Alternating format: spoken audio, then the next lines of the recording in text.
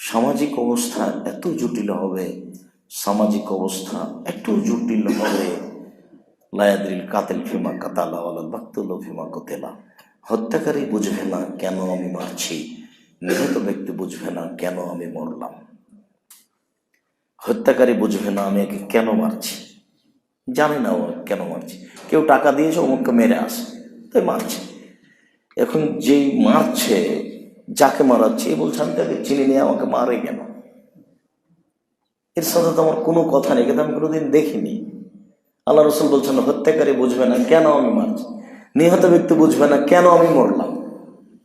Jail হাজতে মানুষ আছে, এখন 20 বছর থেকে জেলে আছো, নিজেই জানে না যে আমি কেন জেলে। আমি 1 বছর থেকে প্রায় সুনামগঞ্জ সিলেট আসছি মামলার কারণে, আমিও নিজে জানি না কেন মামলা। আমি বুঝতে পারলাম না যে কেন মামলা। এ আশ্চর্য অবাক কথা।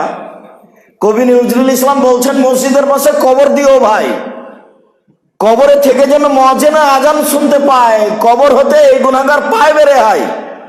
বল হিসাব নজরুল ইসলাম কোরআন হাদিস জানলে এই কথা বলতেন না। নজরুল ইসলাম কোরআন হাদিস জানে বলে এই কথা বলেছে।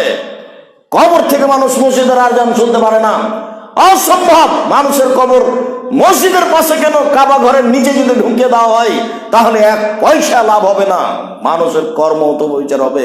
এই কথা ঠিক নজরুল ইসলাম ভুল বলেছেন।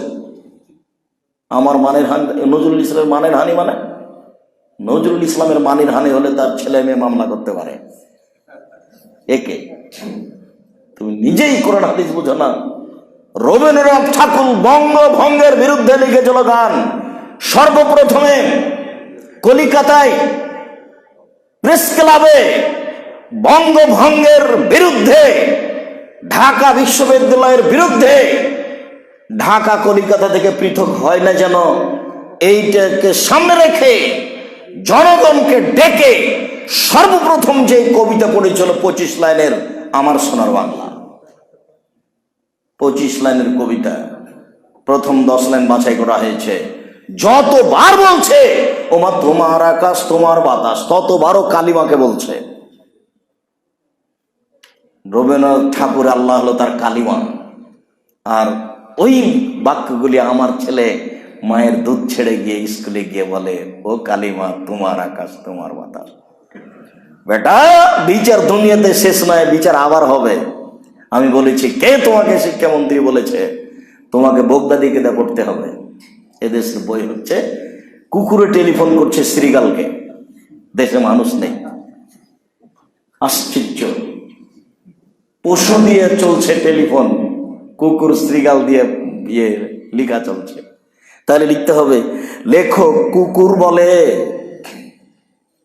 এই কথা বলতে হবে। মাথায় কি আমের ঝাঁকা, খাস নে কেন দাঁতে পোকা, বিলাস নে কেন, ওরে বাবা, একে কৃপণ বানাচ্ছে। ওকে বলতে হবে নেন নেন নেন নেন নেন, কৃপণ বানাচ্ছ, লেখো। ও বগদাদি কাদা ক খ পড়ার যোগ্যতা রাখে না, লেখো। ওকে আবার শিশু শ্রেণীতে ভর্তি হতে হবে। জাতি মূর্খ, কে শিক্ষিতটা খুঁজে পাওয়া যায় না। কোন ভাষাতে বই লিখতে হবে, কি গল্প লিখলে মানুষ শিখবে। এদেশে একটা বই পাওয়া যায়, শিক্ষা বনাম জাহেলিয়াত। 10 টাকা খরচ না করলে তো হবে না। এসব বই পুস্তক তো আপনার জন্য লিখেছিলাম। আপনি যদি বলেন আব্দুর রাজ্জাক আপনি কিনেন, আপনি পড়েন, তাহলে এটা কি হবে? এদেশের বই হচ্ছে কি করলে কি হয়, কি করলে ছাই হয়, কিছুই হয় না।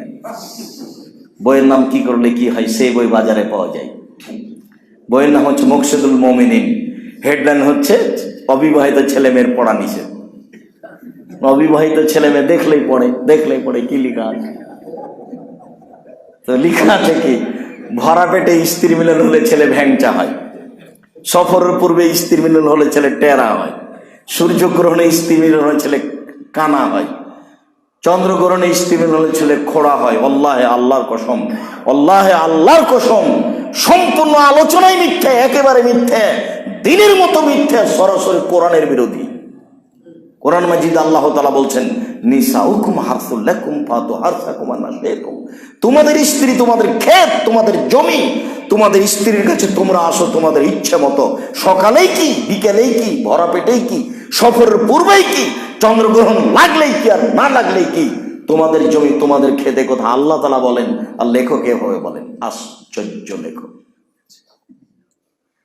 বই সংশোধন করতে হবে, জাতির কাছে ক্ষমা চাইতে হবে এবং তার জন্য দোয়া করতে হবে, আল্লাহ ভুল লিখে গেছে, তুমি তাকে মাফ করো।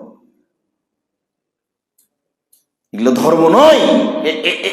এই সব বই পুস্তকের মোকাবেলায় মরণ একদিন আসবে। এই বই আপনি কেন পড়েন না? মাসিক আল ইতিসাম বই আপনি কেন পড়েন না? পড়েন না কেন? আসে না কেন আপনার কাছে? 20 টাকা খরচের ভয় করে যদি আপনি কাজ না করেন, তা আমি সফল হতে পারবো না, জাতি সফল হতে পারবে না। সম্মানিত তিনি ভাই বোন, আপনার কাছে আমার আন্তরিকভাবে জোরালো দাবি, কিয়ামতের পূর্ব লক্ষণ বিষয়টি ভেবে আমল করার চেষ্টা করবেন। পরিস্থিতি অতীব জটিল, পরিস্থিতি অতীব কঠিন, সামাজিক অবস্থা খুব ভয়াবহ। কুকুর শ্রীগালের মতো মানুষ যে সমাজে বসবাস করবে, এ কথা আল্লাহর নবী বলেন। কি স্বাভাবিক কথা হলো যে উরু রাম কথা বলবে স্ত্রীর ব্যাপারে? এ কি স্বাভাবিক কথা হলো যে হাতের লাঠিটা কথা বলছে? বাবা, পশু প্রাণী গরু ছাগল কথা বলছে, হিংস্র প্রাণী কুকুর শ্রীগাল মানুষের সাথে কথা বলছে।